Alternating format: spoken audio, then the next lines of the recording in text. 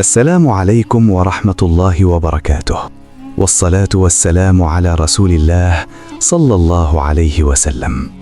في قديم الزمان وفي قلب مدينة الصخرة العظيمة كانت الشمس تشرق على أسوار لا تهتز، لكن خلف هذه الأسوار كان يختبئ سر سيغير وجه المملكة للأبد. كانت الأميرة نجلاء تجلس في برجها العالي تنظر إلى شعبها كأنهم ذرات غبار، بجمال يسلب الألباب وقلب قست عليه الأيام حتى صار كالحجر. وفي القاع وسط زحام السوق وضجيج الباعة كان عجوز فقير يقتات من بيع البخور، لا يملك من حطام الدنيا سوى رائحة طيبة وسلال أثقلتها السنون. فجأة توقف الضجيج وحل الرعب حين أعلن المنادون عن وصول موكب الأميرة، حيث كان على الجميع الانحناء أو مواجهة غضب لا يرحم. تعثرت أقدام العجوز المرتجفة وسقطت بضاعته المتواضعة تحت أقدام الخيول، ليجد نفسه وحيدا في مواجهة الموت الذي يقترب منه في موكب من ذهب. لم تتحرك مشاعرها لضعفه، بل صرخت بصوت كالصوت، آمرة جنودها بحرق ما تبقى من بضاعته وتأديبه، لأنه تجرأ وعطل مسير موكبها المهيب. في لحظات تحولت لقمة عيش العجوز إلى رماد تذروه الرياح، بينما كانت نيران الظلم تلتهم كل شيء وسط صمت الناس وخوفهم المكتوم. وبينما كان الجميع يرتجف، انشق الزحام عن شاب غامض يدعى بدر، كان ينظر إلى المشهد بعينين تشتعلان ذكاء وثباتا، وكأنه يخطط لشيء أكبر من مجرد اعتراض. تقدم بدر بخطوات واثقة ووقف سدا منيعا أمام الجنود، متحديا نظرات الأميرة التي لم تعتد أن يجرؤ بشر على الوقوف في وجه رغباتها. توقف الموكب تماما وساد صمت قاتل، بينما كانت رماح الجنود تحيط بصدر بدر الذي أقسم في تلك اللحظة أن يذيق هذه الأميرة طعم الانكسار الذي أذاقته للفقراء. نظر الشاب بدر بثبات عجيب وقال بصوت قوي سمعه كل من في المكان: أمساعدة الضعيف أصبحت جريمة في هذه المدينة؟ استشاط الجندي غضبا وصفع بدرا بقوة هائلة، لكن الشاب لم يتراجع خطوة واحدة، بل ظل واقفا كالجبل أمام طغيانهم. قال بدر بصوت زلزل أركان الموكب: افعلوا ما شئتم، فالظلم لا يدوم، وسيأتي يوم تدفع فيه هذه الأميرة ثمن قسوتها وغرورها. رفع الشيخ العجوز يديه المرتجفتين وعيناه تفيضان بالدموع، وقال لبدر: يا بني، دعواتك هذه ستتحقق، وسيأتي يوم تذل فيه هذه الظالمة. اقتاد الجنود الشيخ بعيدا وسط صراخه المكتوم، بينما ظل بدر واقفا في مكانه وعيناه تشتعلان غضبا، وكأنه يخفي خلفهما سرا كبيرا. في المساء عادت الأميرة نجلاء إلى قصرها الفخم ذي الأسوار العالية، حيث كانت تتوسط غرفتها مزهرية عظيمة بداخلها جوهرة حمراء متوهجة تضيء المكان كأنها شمس صغيرة. وبينما كان القصر غارقا في الصمت، تسلل ظل خفي من نافذة عالية. كان ذلك الشاب نفسه، بدر، الذي دخل بهدوء يراقب كل شيء بعينين حذرتين. اقترب بدر من الجوهرة وتأملها بإعجاب، ثم قال بصوت خافت: هذه بداية الحساب. ثم مد يده وانتزعها وخبأها في عمامته بعناية. فجأة غرق المكان في ظلام دامس، واختفى بدر كأنه لم يكن، لتستيقظ الأميرة مذعورة وهي تصرخ وتشد جرس الخدم بكل قوتها. هرع الملك والجنود إلى الغرفة لتصرخ الأميرة بغضب: الجوهرة الحمراء سرقت! ليعلن الملك أن من فعل ذلك لن ينجو من عقاب قاس. ساد الصمت، كانت هذه أول مرة يسرق فيها شيء من القصر. نظر الملك إلى الحراس بغضب وقال: أمامكم حتى الغد، وإلا فالعقاب سيكون قاسيا. لكن في مكان بعيد كان بدر يبتسم في الظلام، وكأن ما فعله لم يكن سوى البداية فقط لما هو آت في الأيام المقبلة. مع بزوغ فجر اليوم التالي عمت حالة من التوتر أرجاء القصر الملكي. لم يكن الأمر مجرد سرقة عادية، بل كان إهانة لهيبة الملك نفسه. أمر الملك بنشر الحراس في كل مكان، وارتفعت أصوات المنادين في الأسواق: من يعثر على الجوهرة الحمراء ويعيدها فله ما يطلب من مال أو جاه. في قاعة العرش جلس الملك شارد الذهن، وإلى جانبه الوزير الحكيم جعفر الذي قال بصوت منخفض: مولاي، من فعل هذا ليس لصا عاديا، بل شخص ذكي وشجاع. بينما كانت الأميرة نجلاء تغلي غضبا وتقول: أريد هذا اللص حيا لأجعله عبرة لكل من يفكر في تحدي سلطتي. وبينما كان الجميع في حيرة، فتحت أبواب القاعة فجأة، ودخل شاب وسيم مهيب الحضور يضع عمامة على رأسه ويتقدم بثبات نحو العرش. انحنى باحترام وقال: السلام على مولاي الملك. نظر إليه الملك باستغراب وقال: من أنت وما شأنك؟ رفع الشاب رأسه وابتسم ابتسامة خفيفة ثم قال: أنا من جاء بالجوهرة التي تبحثون عنها، وأخرجها من عمامته فتألقت في يده. وقف الملك فجأة وقال: أحسنت، أطلب ما تشاء وسأعطيك. نظر الشاب إلى الأميرة نجلاء نظرة عميقة، ثم استعد لطلب لم يتوقعه أحد.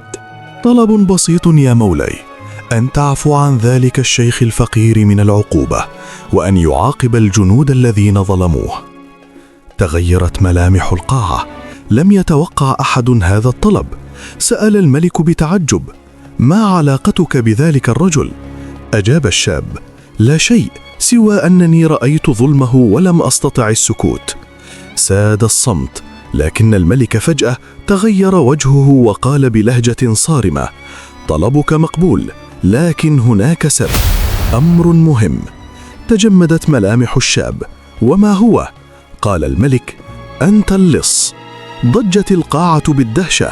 أكمل الملك: أنت من سرق الجوهرة، حتى لو أعدتها فالسرقة تبقى جريمة. ابتسم الشاب بثقة وقال: نعم، أنا من أخذتها، لكنني فعلت ذلك لإنقاذ رجل مظلوم. لكن الملك لم يقتنع، وأشار إلى الحراس: خذوه إلى السجن. اقترب الجنود واقتادوا الشاب بدون مقاومة. وقبل أن يساق بعيدا، التفت الشاب إلى الملك وقال بثبات: إن سجنتني فسأسرق تاجك الليلة. اهتزت القاعة من جرأة كلماته. صرخ الملك غاضبا: خذوه فورا. في السجن أغلقت الأبواب بإحكام، ووضع الشاب في زنزانة مظلمة مكبل اليدين والقدمين. دخل الوزير جعفر إليه لاحقا وقال بنبرة فيها شيء من الشفقة: يا فتى، لو لم تسرق لما وصلت إلى هذا المصير. ضحك الشاب بصوت عال وقال: أنتم لا تفهمون، لن أبقى هنا حتى الصباح. خرج الوزير وهو يهز رأسه، وأمر الحراسة بتجديد الحراسة. لا أريد حتى نملة تمر من هنا دون علمي. حل الليل، سكون ثقيل يخيم على المكان. الحراس متأهبون، الأبواب مغلقة، السلاسل محكمة. لكن مع أول خيط من الفجر دخل الوزير إلى الزنزانة ليتفقد السجين، فتجمد في مكانه. السلاسل ملقاة على الأرض، الأبواب مغلقة كما هي، لكن الشاب اختفى كأن الأرض ابتلعته. صرخ الوزير: مستحيل! ركض نحو الملك مذعورا وأخبره بما حدث. اشتعل غضب الملك وصاح: كيف هرب؟ كيف؟ لكن الصدمة الأكبر لم تأتي بعد. في تلك الليلة نفسها اكتشف الملك أن تاجه قد سرق. جلس الملك مذهولا وعيناه لا تصدقان ما حدث. أما الأميرة نجلاء فقد بدأت تشعر بشيء غريب، خوف لم تعرفه من قبل. وفي مكان بعيد كان الشاب الغامض سيف الدين يمسك التاج بيده ويبتسم ابتسامة غامضة وكأنه يقترب من هدف أكبر بكثير. لم ينم الملك تلك الليلة، كان يجلس في قاعة العرش وعيناه معلقتان في الفراغ وكأن عقله عاجز عن استيعاب ما حدث. قالت بصوت خافت: أبي، هذا ليس إنسانا عاديا. رد الملك وهو يضرب بيده على العرش: بل هو شيطان، وسأجعله يندم على كل ما فعل.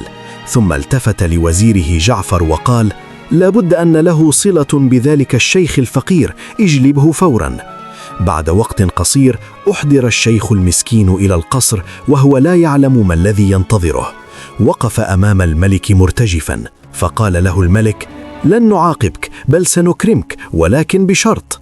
رفع الشيخ رأسه ببطء: وما هو يا مولاي؟ قال الملك ببرود: ستبقى هنا كطعم. اتسعت عينا الشيخ رعبا: طعما؟ وفي نفس اليوم انتشر المنادون في كل مكان: غدا تنفذ عقوبة قاسية بحق الشيخ الذي خالف أوامر الأميرة، وسيكون ذلك أمام الجميع. وصل الخبر أيضا إلى من كانوا ينتظرونه. كان الشاب سيف الدين جالسا فوق صخرة وعيناه تشتعلان غضبا. قال بصوت حازم: إذن لم يكتفي بظلمه، بل يريدون استخدامه كفخ. حسنا، سأذهب. حل الليل. القصر محاط بحراسة مشددة، والجنود في كل مكان، والأسلحة جاهزة. حتى الملك نفسه كان يرتدي لباسا بسيطا ويتجول بين الحراس يراقب كل شيء. أما الأميرة نجلاء فقد قررت أن تبقى في غرفتها، لكنها هذه المرة لم تكن واثقة كما قبل. وقبل أن تنام قالت للحراس: اتركوني الليلة، أريد أن أكون وحدي.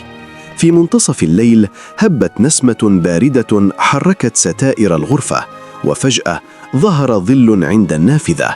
كان هو سيف الدين. دخل بهدوء وعيناه تمسحان المكان بدقة، لكن هذه المرة لم يأتي من أجل السرقة، بل من أجل شيء آخر. وفي تلك اللحظة كانت الأميرة مستلقية، لكن عينيها مفتوحتان وكأنها تشعر بشيء غريب. همست: من هناك؟